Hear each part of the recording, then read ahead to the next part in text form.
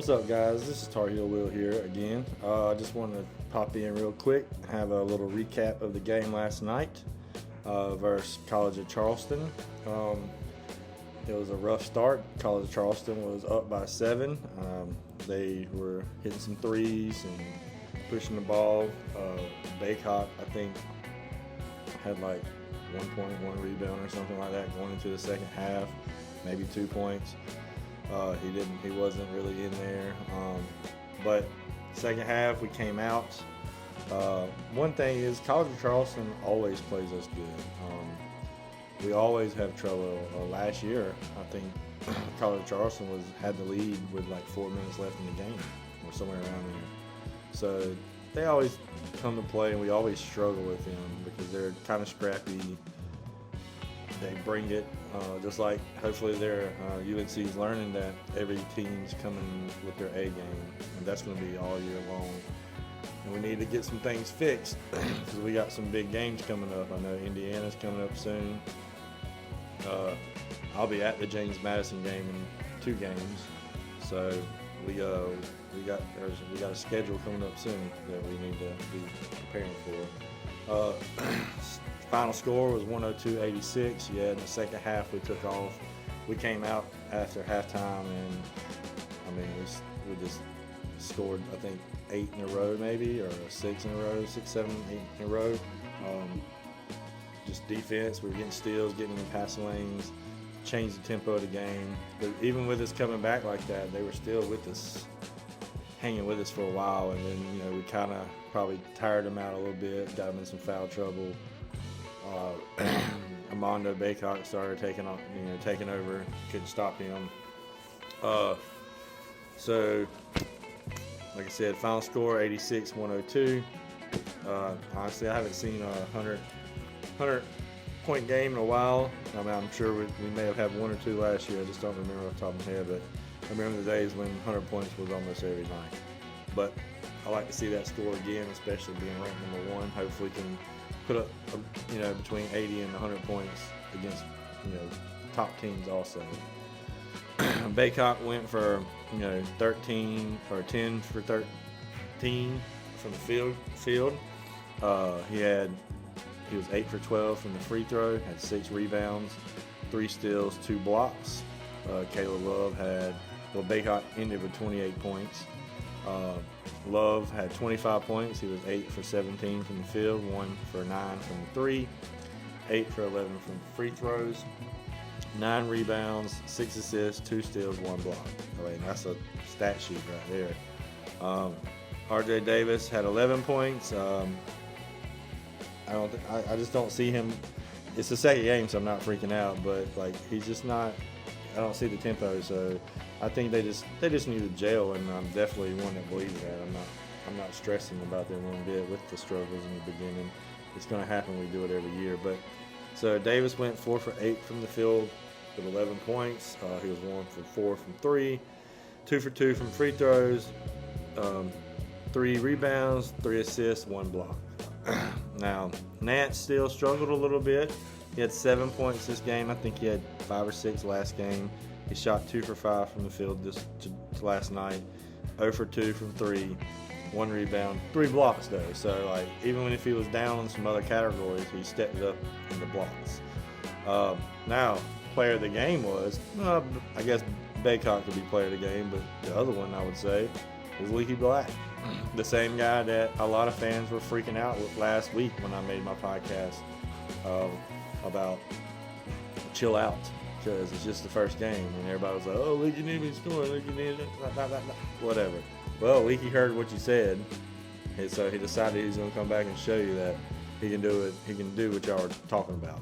So he ended up 15 points, 6 for 6 from the field, 2 for 2 from 3, had 5 rebounds, 1 steal, 1 block. So there you go. So all the haters and the people Fairweather fans that were talking all this junk and freaking out after the first game because Leaky Black wasn't putting up no points. There you go. There you go. That's all you gotta say. So get off his back. I mean, that's a stat sheet too. I wish when I played I could have those stats. So there you go, guys. Now team stats, we were 35 for 58 from the field, which is 60.3%, which was up from last week or the last game. We were 5 for 20 from the three-point range. That's 25%. We're up from last game on that too. We were 27 of 38 from free throw, which we were at 71.1% on that. We were down from last week, so we need to definitely get that. I want that free throw percentage to be around 80 or so, which I think we can do that.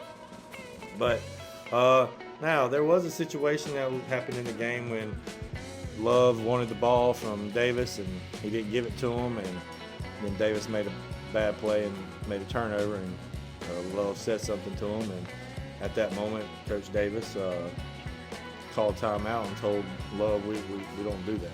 We're not doing that type of stuff. So Caleb Love is Caleb Love. He's going to have those hothead moments. He's still young. He's going to have those moments where he does some things like that. I mean, they're all wanting this championship.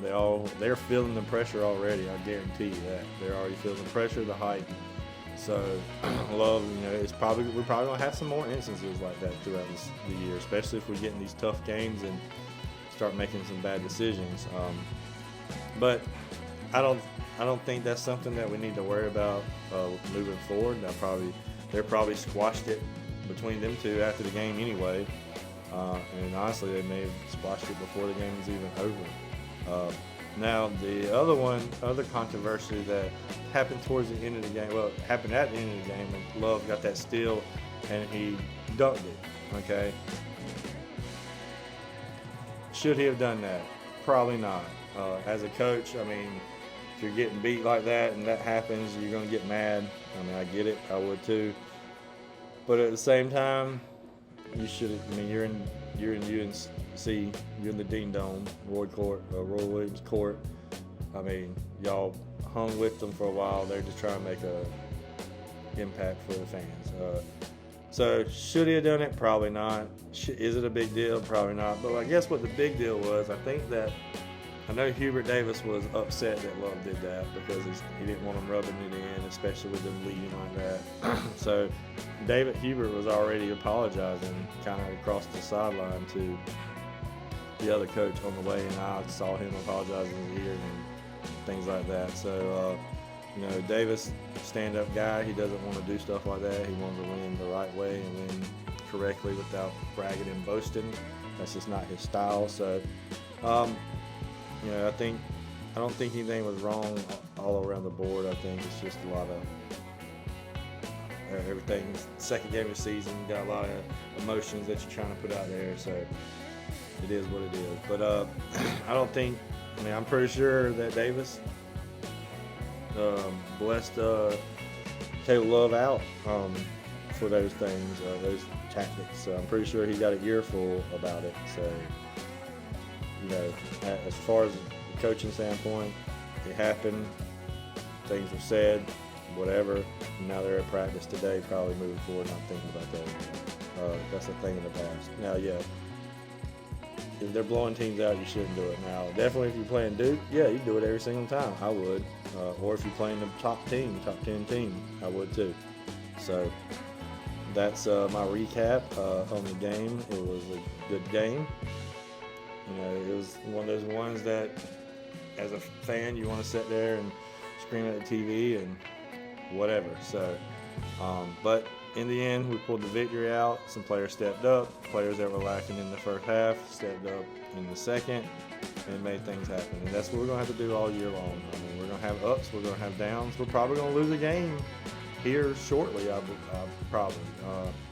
But that doesn't mean anything, as we all know that. I mean, yeah. Do you think we're going undefeated? Absolutely not. We're not going undefeated. Would it be great? Yeah, it would. But I'm not expecting an undefeated season because we've never had one. I mean, we've won championships with 4 losses and 6 losses. So,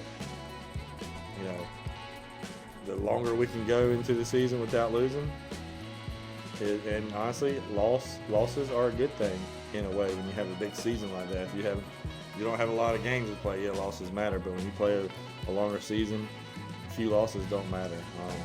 I think it builds character. I think brings the team back together, especially if you're a top team and you end up getting beaten.